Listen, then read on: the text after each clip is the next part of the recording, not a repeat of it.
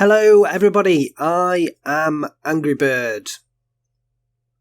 Today we are back with another Steel Division 2 League game.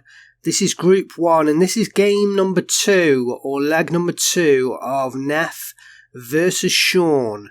So we're not seeing game number 1. I can tell you that Shaun won that game and he won it very convincingly. I didn't see the replay itself, but the duration was, I think it was only around about end of phase A that the game lasted. So we didn't bring that game to you, but we have got game number 2.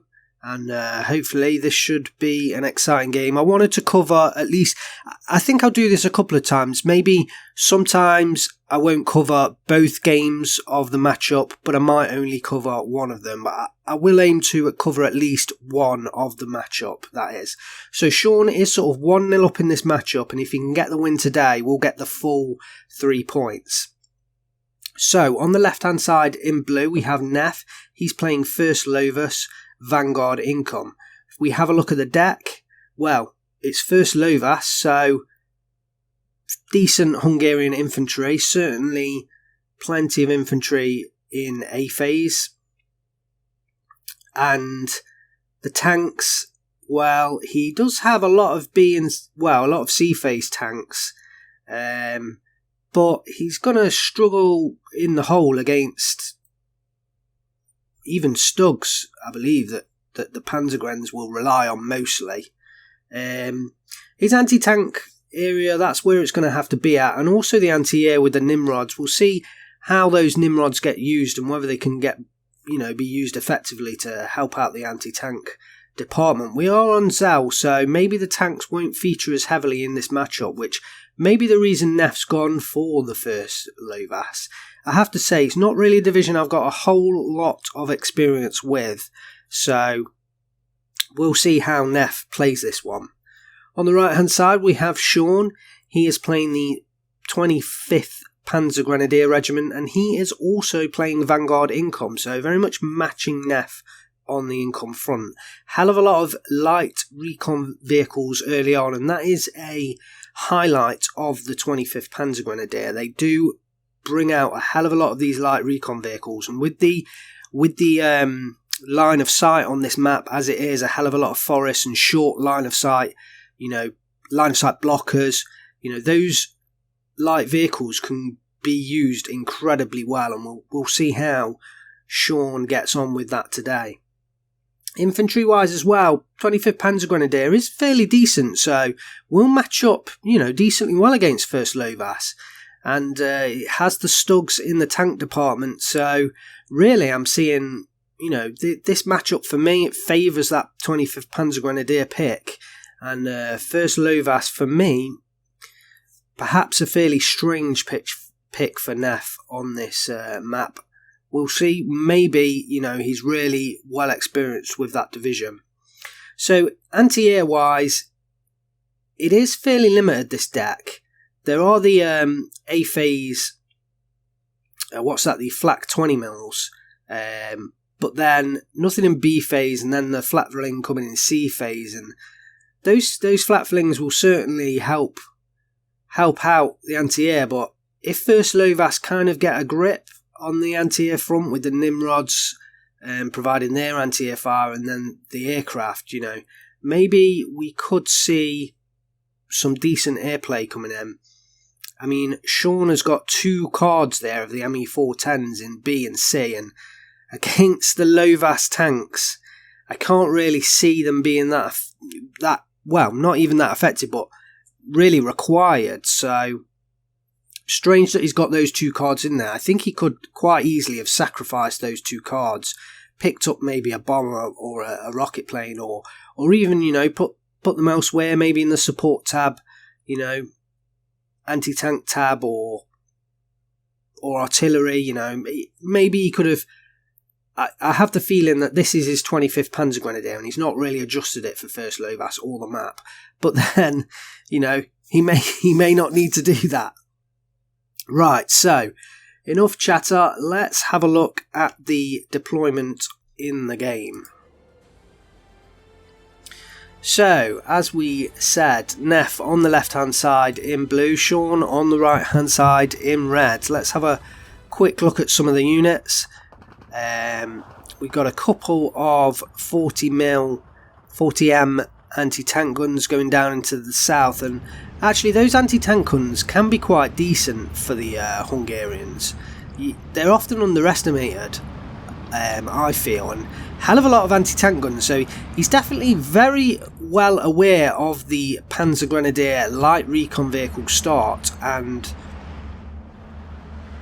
that's why he's chosen those anti-tank guns. But actually we're not seeing a hell of a lot of these recon vehicles, and Shaun really going heavy with the infantry instead.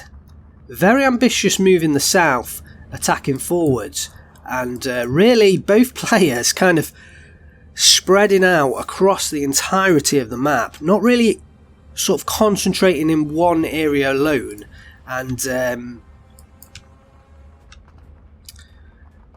it well could be difficult for them to handle all the micro across this map. Let's have a look at this push down in the southern area. I can't imagine the yes, the anti-tank rifle does take out one of the vehicles, and the 40mm is being taken on by the SPW233, and I think this is quite an important engagement, because if this 40mm or 40mm anti-tank gun goes down, oh, it does take out, luckily it does take out the 233, and Shaun recognised the importance and did bring in an early fighter bomber in the case of the ME410A to take out that position, and quickly switch targets right at the end. Good micro there to switch onto the infantry, and actually now that those infantry have been, you know, the main infantry squad's been taken down, actually Shaun's progressing with his Panzergrens, and he's actually going to have a good time coming in here against two Lanzarote, you know, flamethrower units.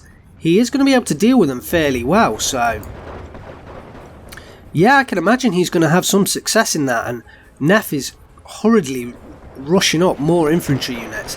Let's have a look at the northern area.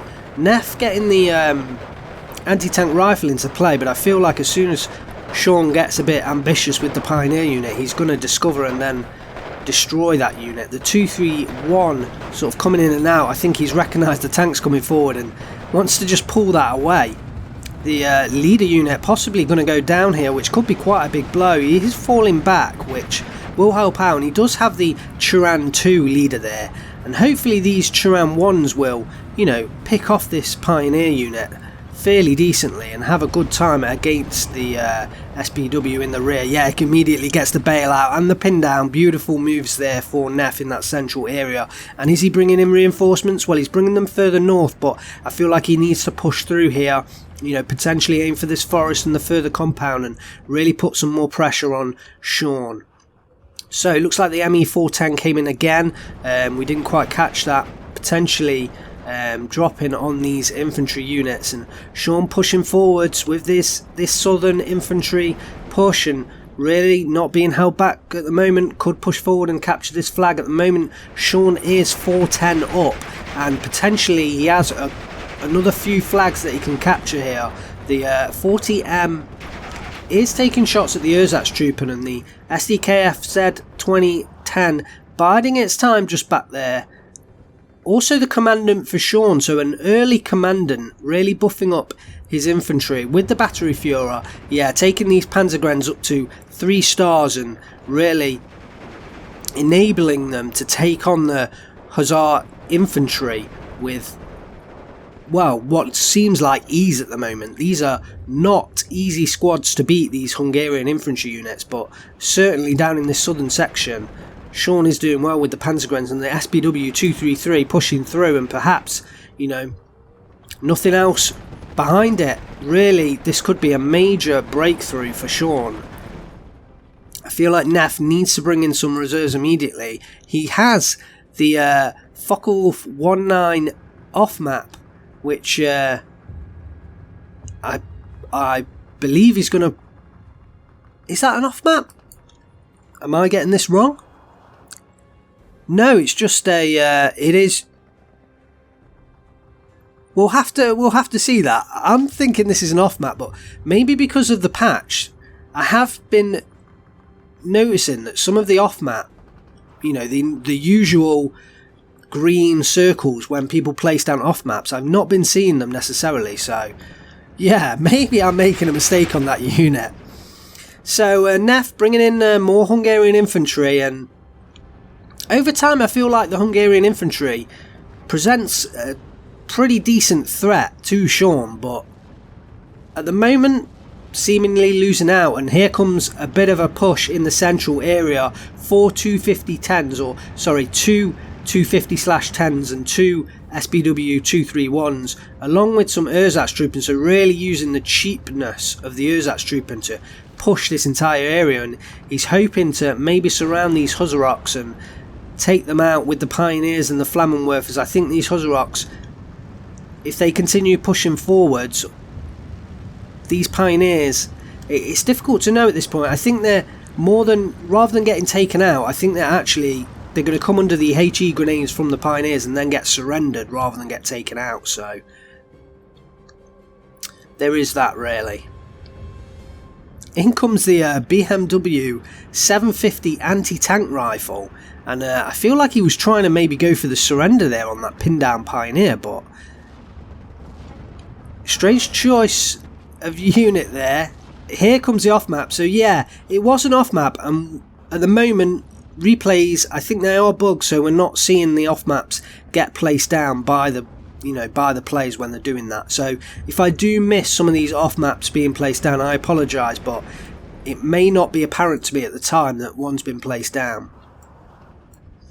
So anyway, that off map does come in. The BMW anti-tank rifle gets taken out quite quickly, and I think it was his own off map potentially that took that down. But in comes more Hungarian infantry, and he's got to get these unloaded. Yeah, he doesn't want to lose these in the transports. Really trying to protect this flag here, but Shaun has the 15-9 and actually will win the game in 13 minutes time if play continues as it is. Shaun chasing down the off map and taking it out with the ME410A1. Really doesn't want another off map coming down, and that's a big blow, really, losing that off map plane, because they aren't cheap. They aren't cheap units, so to have that taken down by the ME410A1 will be a blow. And Gnef's units all pocketed in a very small area. Down comes the bombs. Yeah, and look at the effect. Pinning down 4 units there. The SB233 picking off the infantry going across the road, and they don't have the anti-tank weaponry to deal with it. Shaun in really quite a good position here in this southern area. Back over to the north, and Gnef not being able to make the progress with the units that he brought in there, and his sort of Turan movements, I'm not sure where they ended up going down, but they haven't made it. Taking out the 250-10 from back here at the bridge. Nice little spot there if you can get units into that position to hold up the supply route for the player on the west side of this map as we look at it.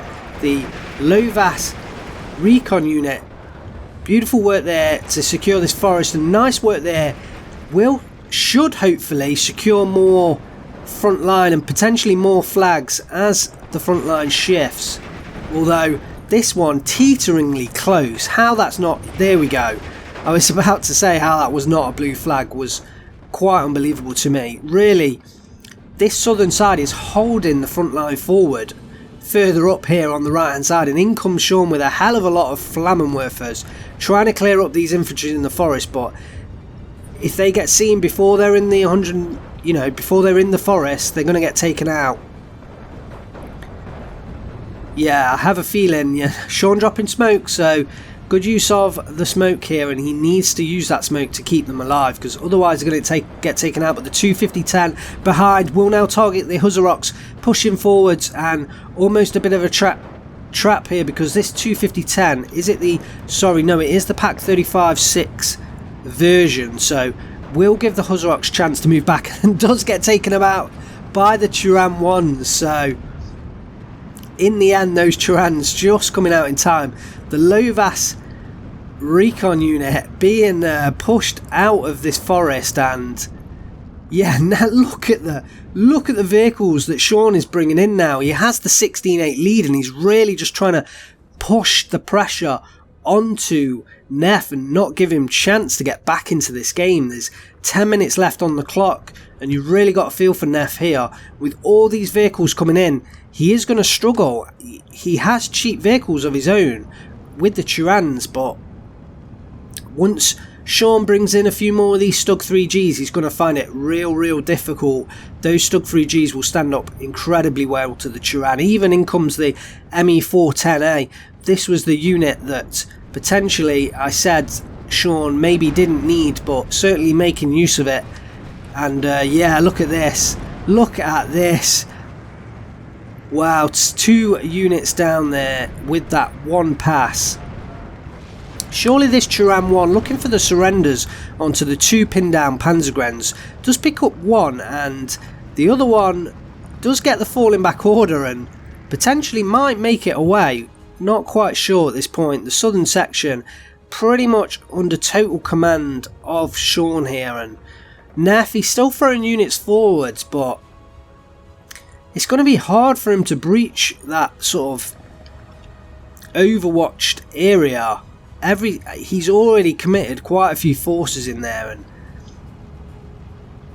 going to be real difficult. He's real down on flags, but does spend the money on a Focke-Wulf to take out the ME410. And when you're down like this, it's difficult to kind of spend money on those Focke-Wulfs, because you really want to bring in units. Like, he really will be wanting to bring in infantry units into this area, because he can see there's nothing here with the recons. So if he just had infantry units of his own, he could push this front line back at least past this flag. But sometimes you've got to spend money on the Focke-Wulf, because if he didn't spend there, that ME410 will continue circling, and then take out more of his tanks, and it's always difficult, these choices. So the 40mm at the top, taking shots at the Stug 3G as it comes down, and yeah, it's getting the side shots there, and the Stug 3G can't reply, and that 40mm takes out a Stug 3G. Nice work there, real nice work. Nice little spot from that 40M anti-tank gun. So it looks like Gnef has secured his side of the central hill, and if he can now sort of push back units in the south, he may somehow be able to make his way back into this game. But at the moment, it's a 16-8. He is down and will be out in 8 minutes, and the income isn't even on his side. So, you know, he really, at this point, if he is to come back and win this game, he's got to trade incredibly well, because every time he takes out units, Shaun can just bring in another unit because he has the same income. So Shaun just has to trade sort of 1 for 1, whereas Gnef at this point, because he is behind, he needs to trade, you know, like 2, 3, maybe 4 to 1 to pull his way back into this game. So the Flak 38 20mm do come in, and with 2-star veterancy, you know, they aren't to be underestimated. They also are with the SDKF Z11 flak, so double the flak for 1 card, and Shaun using those in A phase, and no artillery on the side of Gnef to counter, and in fact no artillery on the map at all. So certainly not an artillery fest, this game. Look at this. So Shaun took down I think it was the Turan 1 there, and pushed that front line forwards, but luckily Gnef does have the Hungarian infantry coming in behind. Shaun definitely using his infantry in little pockets, and rather than having them spread out maybe across these 3 forests, is very much using them with the battery Führer in this little pocket. And just something interesting to pick up there. And definitely in the south as well, when he pushed through, he pushed through with 4 infantry units all in that little pocket together, and perhaps the leaders being there, increasing the veterancy, is really helping him out in this game. The Turan 2 is pushing through the town, and should hopefully sort of harass the supply lines coming up, but the Stug 3's coming in. I'm imagining this, yeah, the ME410 is targeting that Turan too, so... Oh, and a heavy loss there. The leader unit from Gnef being taken down, but in comes the Nimrod. And this thing, certainly one of the advantages of this first Lovas deck, so...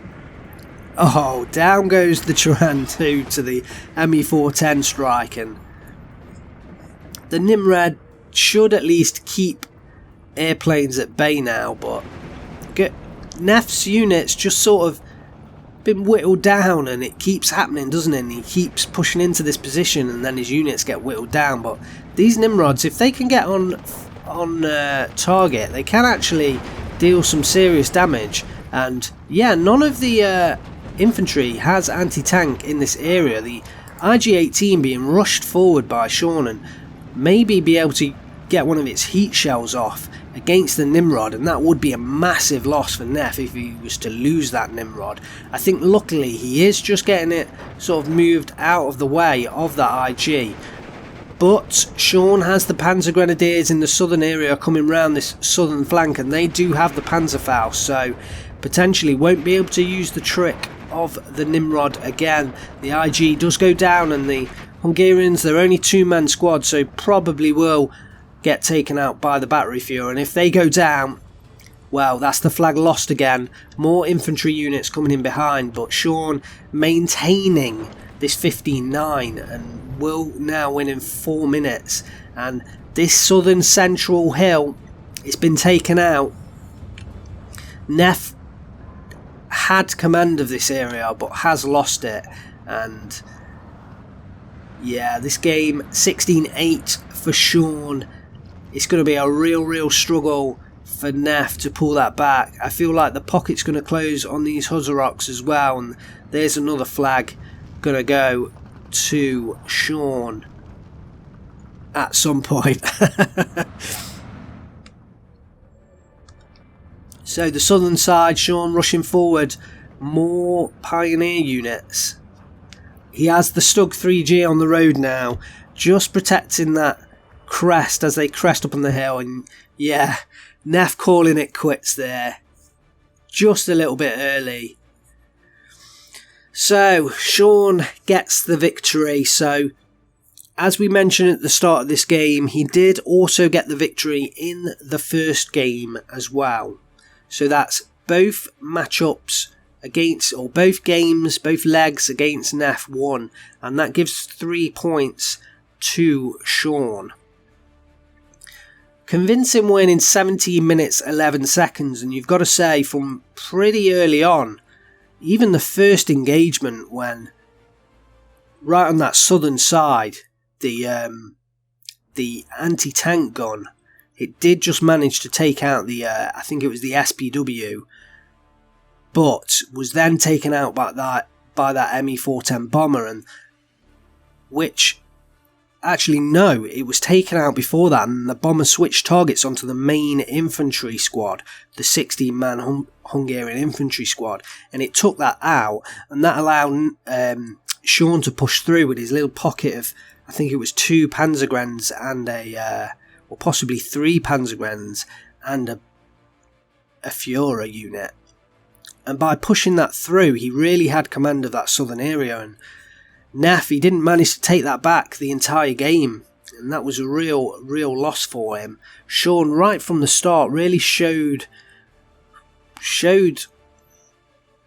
superiority in that game, and I think Gnef had a real difficult time choosing first Lovas, I've got to say. So overall, kills actually fairly close, you know. I mean, it was a short game. It was 17 minutes, so, but still only 350 points difference. Observing the game, I thought the difference would have been more than that, so Gnef really unfortunate, I think.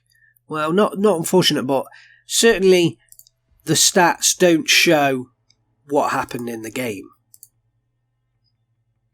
Let's have a look at the kills from Shaun.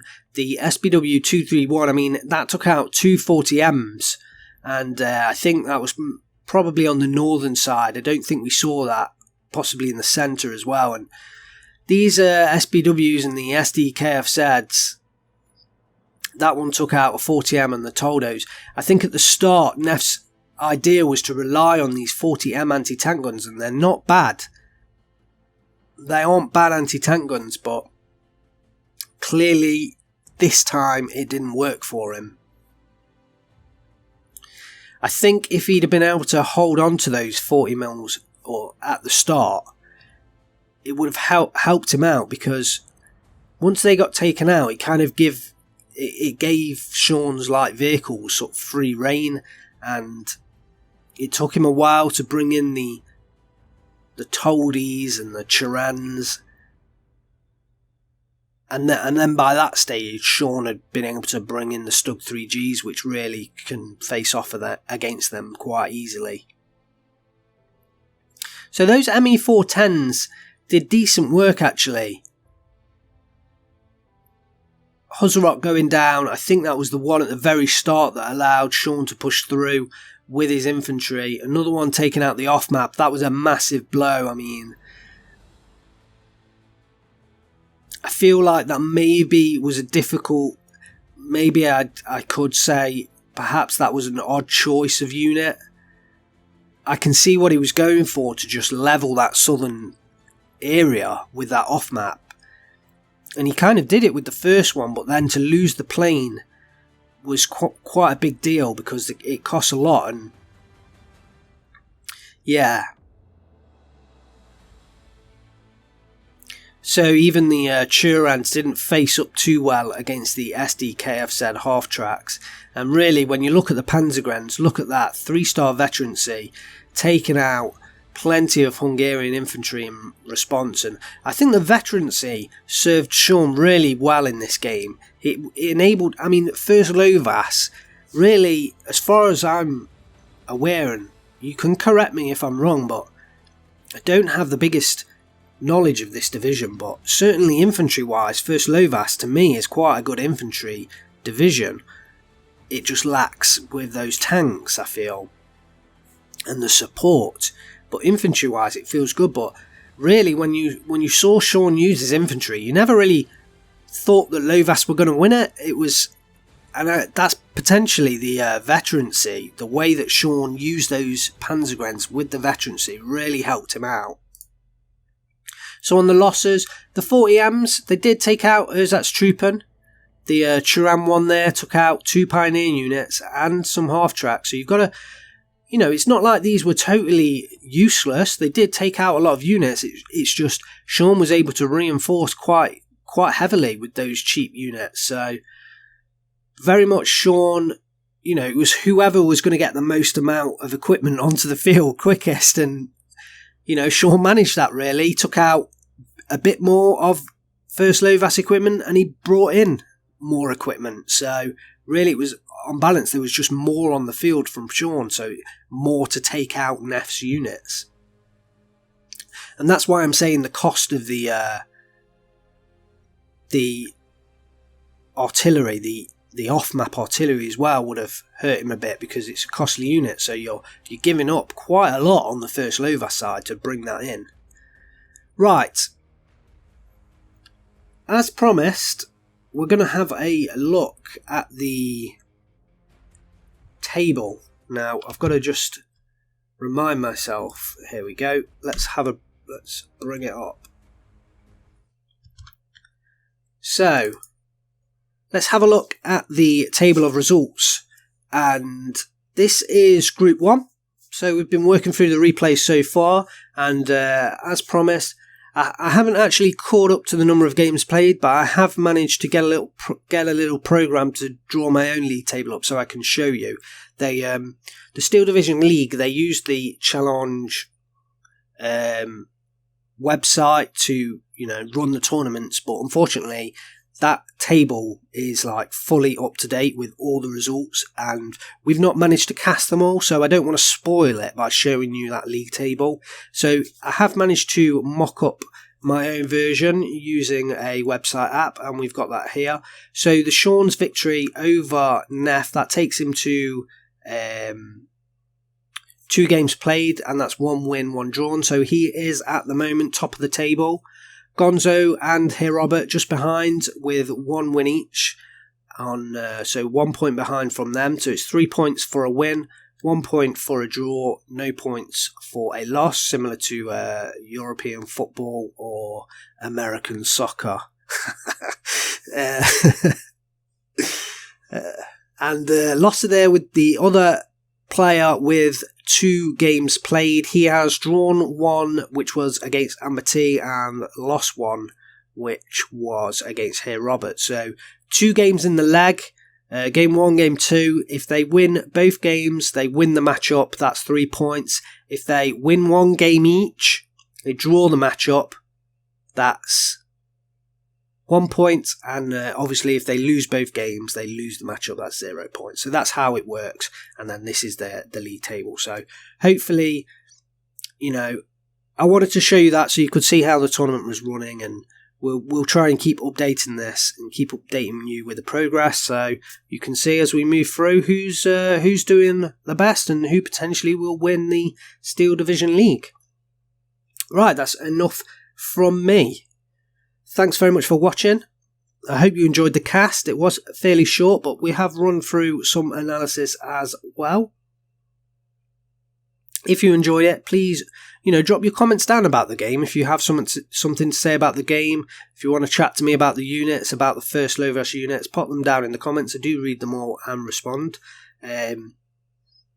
If you enjoyed it, please drop me a like. It helps with the YouTube algorithm stuff that it doesn't like war games. So, if you drop me a like, it just helps. And it also helps me know that I'm doing things right. And then finally, if you haven't subscribed, subscribe for more content. There's plenty more Steel Division League left to show you. What I'm hoping to do as well is, if I can catch up with League 1, we'll dip into some League 2 or Group 2 and Group 3 matches.